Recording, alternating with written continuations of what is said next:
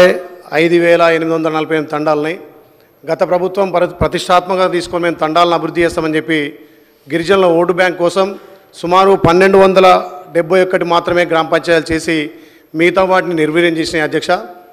ఆ తండాలు గ్రామ పంచాయతీ ఏర్పాటు చేసినా కానీ ఏ ఒక్క తండా కూడా కనీసం పక్కా భవనం లేదు, వాటికి నిధులు లేవు. అక్కడ ఉన్నటువంటి సర్పంచులు చెట్ల కింద కూర్చొని ఇలా పరిపాలన చేయాల్సిన అవసరం వచ్చింది.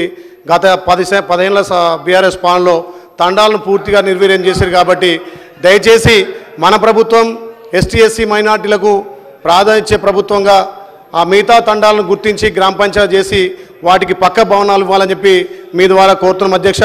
ఇంకొకటి, ఈ 10 సంవత్సరాలుగా కేంద్రం నుంచి కానీ ఇక్కడ వచ్చే నిధులను కూడా గ్రామ పంచాయతీలకు నిధులు నేరుగా రాకుండా 73-74 ప్రణాళిక ప్రకారం ఆ నిధులను కూడా పూర్తిగా టీఆర్ఎస్ ప్రభుత్వం వాడుకొని ఇవాళ సర్పంచులు ఎంతోమంది చావు కారణమైనటువంటి టీఆర్ఎస్ ప్రభుత్వం ఇవాళ సర్పంచులు అప్పులపాల అధ్యక్ష. వాళ్ళ మీద శ్మశాన వాటికలని, పల్లె ప్రకృతి వనమని, ట్రాక్టర్లని ఇవాళ కనీసం ఆ తండాలలో ట్రాక్టర్ను మెయింటైన్ చేయలేని స్థితిలో ఆ సర్పంచులు ఉంటే ఇవాళ సర్పంచ్ వ్యవస్థకే పూర్తిగా నిర్వహణ చేసినటువంటి ఆ టీఆర్ఎస్ ప్రభుత్వం అధ్యక్ష. మన గౌరవ ముఖ్యమంత్రి మన ప్రభుత్వంలో ఇలా తండాలను గుర్తించి ఆదివాసులను కూడా అన్ని గ్రామ పంచాయతీల ధీటుగా వాళ్ళకు పక్కా భవనం ఇవ్వాలని చెప్పి మీ ద్వారా కోరుతున్నాం అధ్యక్ష. Thank you.